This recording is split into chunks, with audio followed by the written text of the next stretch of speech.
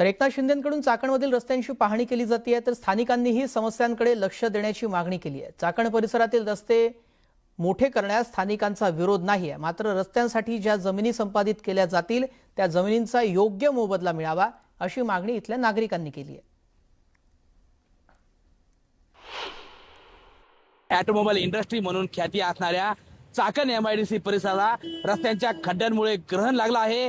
Chakan MIDC परिसरामध्ये असणारे सर्व रस्ते हे खड्डेमय झाले आहेत आणि त्यामुळे या परिसरात मोठी वाहतूक कोंडी होत असते। आपल्या ठिकाणी पाहू शकताय हा आपण आता चाकण एमआयडीसी परिसरामध्ये आहे आणि या ठिकाणी हे जे रस्ता आहे हा रस्ता गेल्या आठवड्यामध्ये या रस्त्यावरती मुरुम टाकून हा रस्ता भरण्यात आला होता, मात्र पावसामुळे हा रस्ता पुन्हा वाहून गेलाय। उद्योगमंत्री उदय सामंत येणार म्हणून या ठिकाणी हे रस्ते भरण्यात आले होते, घाई करण्यात आली होती। मोठ्या प्रमाणामध्ये या भागामध्ये मुरुम टाकण्यात आला होता, मात्र मंत्र्यांचा दौरा झाल्यानंतर या भागात पुन्हा कोणतंही काम झालेलं नाहीये आणि याच पार्श्वभूमीवरती आता या ठिकाणी जे आहे ते राज्याचे उपमुख्यमंत्री एकनाथ शिंदे आणि उद्योग मंत्री उदय सामंत हे आज चाकण एमआयडीसी परिसराचा दौरा करणार आहेत आणि पुन्हा एकदा या भागातील रस्त्यांची पाहणी करणार आहेत।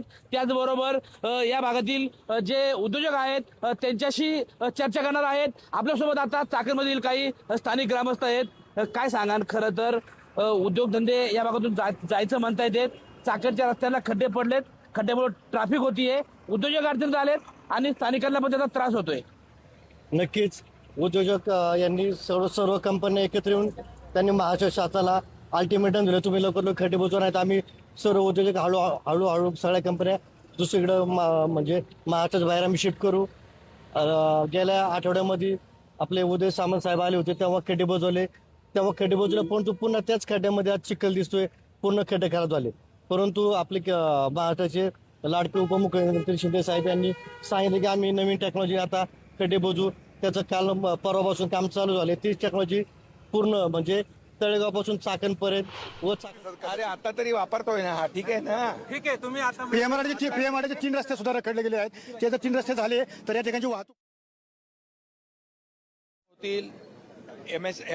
PWDचे रस्ते जे आहेत तेही होतील, MIDCचे काही रस्ते आहेत तेही होतील।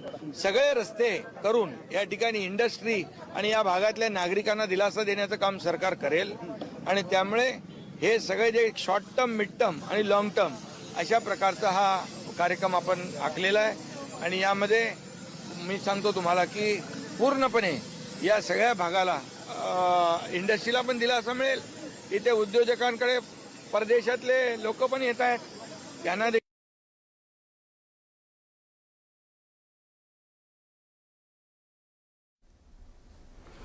उपमुख्यमंत्री एकनाथ शिंदेंकडून इथल्या कामांचा आढावा घेण्यात आलेला आहे आणि त्यांनी तिथल्या भागातली पाहणी देखील केलेली आहे।